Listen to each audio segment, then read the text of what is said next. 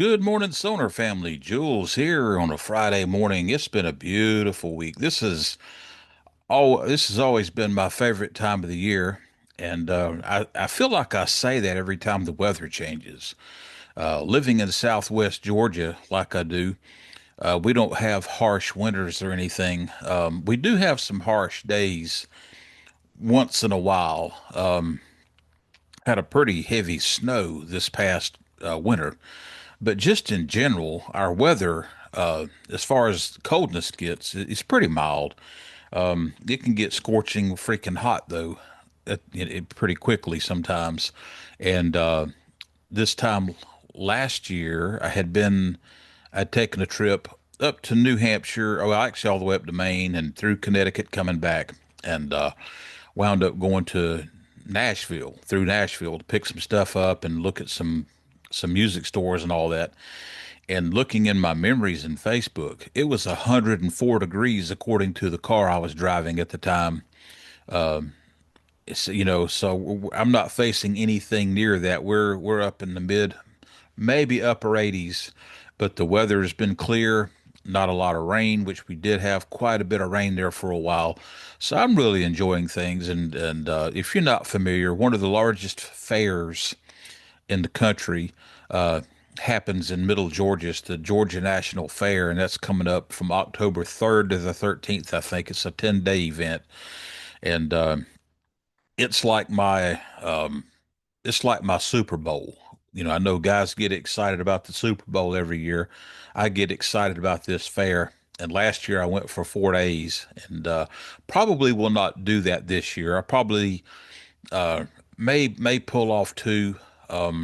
If a big piece of gear, which I'm running out of gear, the only thing major I've got left now is the highlight exclusive gong drum, and I got a guy kind of vacillating on making it happen that wants it. But anyway, moving this thing along, looking forward to that fair. I love the cooler weather, and so great time of the year and got some cool things going on. I do, and we do, even though we may not all know it yet. First of all, as far as the channel goes, I've got interviews sitting there waiting for approval from Nur Z and Lemar Carter. Now, the Lemar Carter one was originally slated for release way back in July, and I still have not heard from him. And what I did do is I went back and re-edited it, not for content, but I have learned some tricks. You know what? And I've learned a lot of tricks thanks to people I've been interviewing. There have been several people that have been instrumental in pushing the caliber of videos I'm doing up, and I continue to learn it. I probably should just buckle down and take a course or do something for the Zoom and the iMovie that I use and get fully familiar with all the features and all that. But at the same time, I'm kind of enjoying the evolution of things. And when I go to circle back around and start re-interviewing people after a spell, when there's new things to talk about, it's going to be nice to have better and better quality videos for you. But anyway, spoke to Near Z Wednesday. We did our Zoom call Wednesday, and that was a very interesting interview, Sonar Talk. And, I've been amazed at how many Sonar drummers that have or could order an SQ2 to their liking are actually using the Vintage series. Now, Near's got both, but it was actually the Vintage series that moved him to Sonar. And pretty interesting story there, I think. And Lamar Carter, he's an LA guy, used to be a Nashville guy, and I've got him slated for release, even though I don't have the approval. But I did go back and do the remix, and so the technology's a little better, and you don't have to put up with my face so much, which I think is a big positive. I should have learned off the bat how to do that. Long story, not going to go back and rehash that out. But anyway, there's nothing in the interview that I can see that he would remotely object to or that's at all questionable. Lemar and I had probably a 2.5 hour conversation. So I had to go back and cut out a lot of stuff that wouldn't appeal to anybody and a lot of my own talking, which I do a lot of that on these things. I cut out the lion's share of my side of the conversation.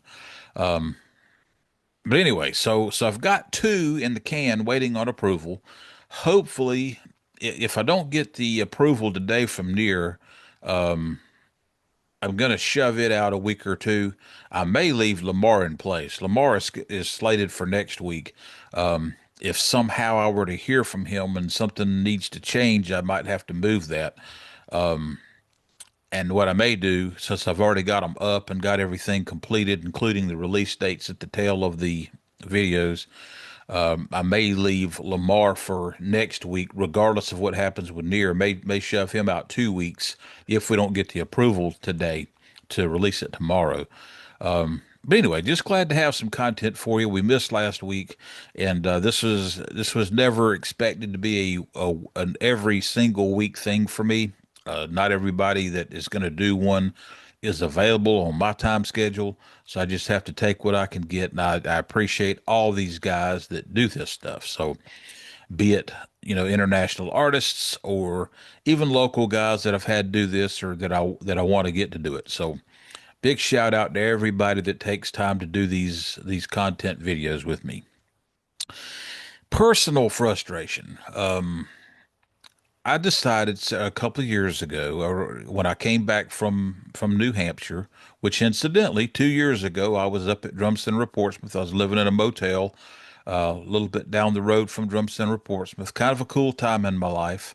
One day I may do a full video, but when I got back from up there after this short 6 week period I was there, I made a decision. I didn't want to go play in clubs again. The band I had been playing with before I left, they had a solid drummer when I got back, so they weren't in need for a drummer.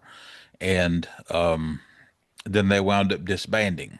So that band had worked pretty good because it was primarily Friday night stuff, and I don't like, I don't like playing till all hours of the night on Saturday. I've spent all day Saturday getting prepped for the gig. I get home, I sleep in, or if I get up, I feel like hell all day Sunday. So it just kind of pisses a whole weekend away for $125. And I know it's not about the money, but at the same time, you know, I'm stuck playing music that is not my favorite. So I just decided not to do that. So I focused on the church scene, and I've been part of a church that now no longer has any live music left. They're using piano tracks off of YouTube. So I'm playing out of town at another church, a couple of counties over, and playing with a minister of music that I've played with since on and off since 1997. So we got 28 years there. Well, it's always a weird thing. I always get put in some weird place with the drum set. I mean, physically. And I got a text yesterday that this particular church, just to give you a quick update, has been renovated. It's an older church, and it got renovated. They had a great budget. Wasn't enough budget to give the drummer $20 for gas, but they did pay some other folks. But anyway, I'm not gonna get deep into that. But so the drums were loud. It's a rectangular building, and square and rectangular buildings do not are not acoustically great. If you don't break up if you have too many parallel walls, it's a nightmare. And so the volume of the drums, they cut through pretty good. I mean, I'm playing this artist bronze. I don't even have a different snare drum to take. Not a quality one anyway. I got some stuff sitting here in the experimental pile or the renovation pile or whatever you want to call them. But anyway, so I get a text yesterday that the piano has been moved and I'm going to be behind the piano. And, you know, I can just think of all kinds of reasons this is a bad idea. I'm not going to hear anything but piano. I'm not going to have a monitor. and it's really frustrating. And, it's just one of those things where I don't think, sometimes drummers or things related to the drums are afterthoughts for some folks. I used to play in a band that made me back into the corner. And, anyway, I'm not even going to go down this road too deep, but let's just move this ahead. Looking forward a couple of weeks, I'm going to have my drum set back in my home church, which is going to mean I'm not 45 miles away from my drum set. And I was going to take my 18-inch floor tom this week because where I have been set up in the church, there's plenty of room for it. Now I have a feeling from what I've been described, everything's going to be cramped without the 18-inch floor tom. So I'm committed to play through the 28th. Cannot wait to get the rig back to my normal place. I've got a key to the building. It's about 3 miles from here. I can do videos. I can take pictures. I can do all that good stuff. And I've they made me a drum riser 3 years ago, 3 or 4 years ago. Plenty of room to stretch out. I mean, I might could put the majority of Todd Zuckerman's drum set on my riser. So really looking forward to getting that back to the home church, even though musically things are still up in the air. We're kind of in limbo with what we're going to do music wise. They're looking at getting multi tracks, which would allow full orchestration, or you could back out any of the instrumentation that you may have in representation there. So if you got a guy playing the guitar and you don't want him playing on or over the guitar track in the music, you can pull it, you can bump it down in the mix or whatever. Uh, I hope they get something sorted out soon because I enjoy doing that, and I feel like it's a duty. And I'm not going to get into a religious conversation, but that's how I use my talent. So I think it's pertinent to what I'm talking about. The same way as if you do play clubs, or if you do play whatever kind of music, wherever your venue is. Um, if you play death metal, that's not my thing. But if we have a conversation about it, I'm not going to get my panties in a wad over that. So keeping on moving on. Next month is the UK drum show, and Gabor Dornier sent me he sent me one video. It was an unboxing video of some parts I sent Gabs. I had a number of things that he wanted, and he got them. And in exchange, he had something I wanted, and I'm going to get it. And that's some of his time and photogenic capabilities. And what am I talking about? Well, he's going to the UK drum show. He's on the bill with, I'm going to screw this up. Josh Nickel, Todd Zuckerman, I think it's Gavin Harrison. All three of those guys I've interviewed this year, and then one more guy that I didn't recognize the name, so it had slipped my mind. But Gabs says this is going to be a year to remember with Sonor, and I have put together in my brain, I've put together an idea of what Sonor is going to do at that drum show. I don't have any official information. I do know some stuff, but I'm not at liberty to discuss it. But I just want you to know next month at the UK drum show, if I could be there, I mean, seriously, I would probably hawk my car right now if I could get a passport in time to be there. But that's a process, and I'm out of time for that. But having Gabs relaying us video back is going to be a lot of fun, and it's going to be a very exciting thing. And so, if you're not already excited about the UK drum show, even if you're not going to be there, I mean, just from a Sonar product standpoint, I can assure you this is a good time to get excited. Let's see, what else have we got? Digging into DCP, Michael Outlaw with Outlaw Drums, around a year ago, we did two videos. One was kind of a history about me and drumming. And I think he had maybe 100 people that clicked on that video long enough to count as a watch. I'm not sure that anybody watched all of it, but and I don't think my story is interesting enough to make a video about my full history as a drummer. But I do think that my stint at DCP would be of interest to some people. And I've been toying with the idea of doing not a tell all. I mean, there's a lot I can't talk about, just because it's proprietary stuff and it's nobody's business and, it's insider stuff. And I wouldn't do that. I mean, that'd show an absolute lack of character and integrity on my part. And I'm just not going to do that. However, there is a lot of things that I think would be of interest to folks.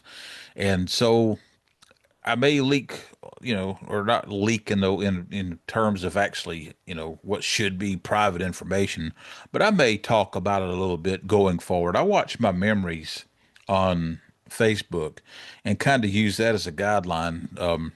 On this day 2 years ago, I went to Suncoast Soups or whatever it was called, and that was a place I went to a few times for lunch, and I really enjoyed the food up there. And I was one of the guys that would actually take off for lunch. We only got a we only got a 30-minute lunch, but it was a paid lunch.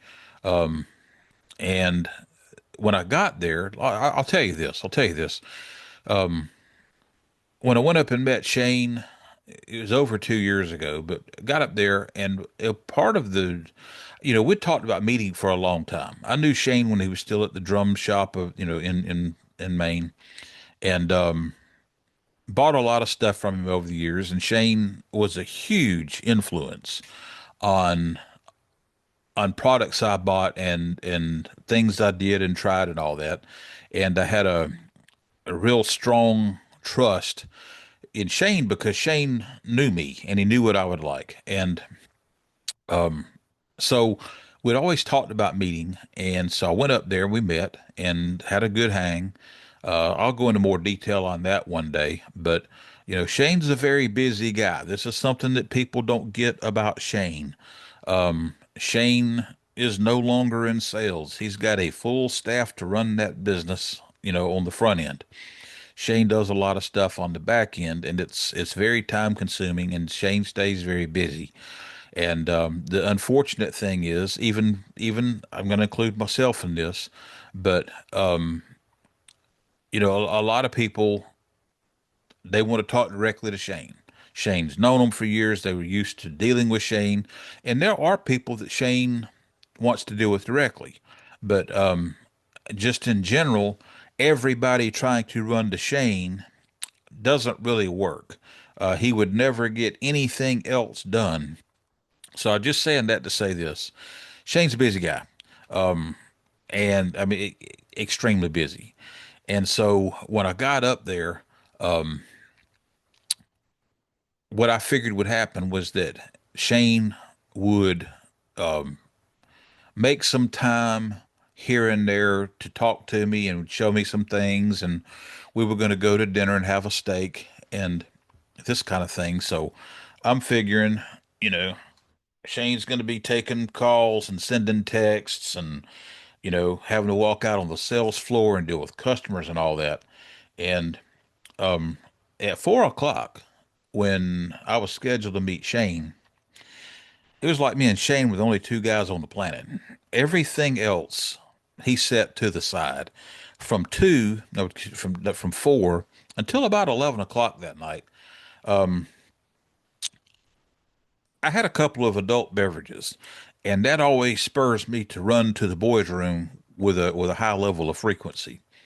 And when I would come back on my way back to the restroom from the restroom, Shane would be like this, and then he would set his phone down. I don't know if he's that fast of a texting person that he could finish out his text, send it, and be done with it that fast, or if he just put it off till later. But he would see me coming, and the phone went down, and had a great meeting with Shane. And part of the idea of going up there was to meet with him and see about potentially going to work in the shop. And our meeting was so good that he contacted me at either 5:30 or 6:30 the next morning, wanting to know if I could go back up and meet with Tony and Jamie at the store. And I did, and that just clicked very well. And so all my business up there was done. I had eaten out a couple of places. I'd gone to Maine for lobster. First time I'd ever eaten lobster. Had to ask for help for how to do it from my waitress, which she didn't. I don't think I was the first guy to ever ask her how to eat lobster. But anyway, I just felt like a Philistine up there. But get back on the road that morning. I'm not even back to I-95 yet, and Shane's calling up and said, "Hey, I didn't intend to do this at this point, but be looking for an apartment." And so I'm on cloud nine, all the way back to town. I'm on cloud nine. I'm in a rental car, and the rental car is running great, and I'm not in any big hurry.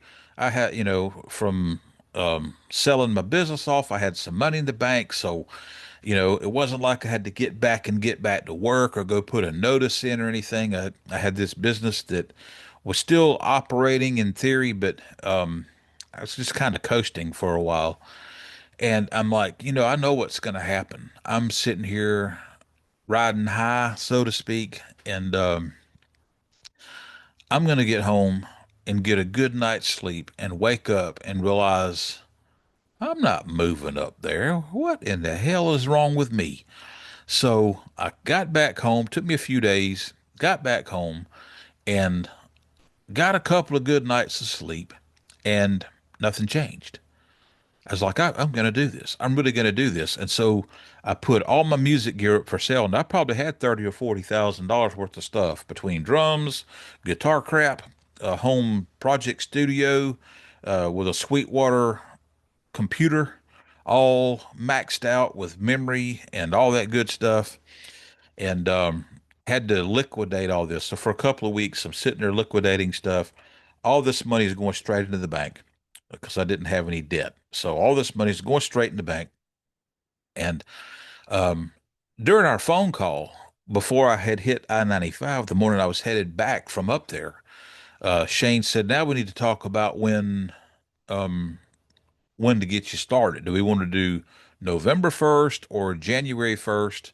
And he said things start getting busy in November, so that's not really a good time to train you.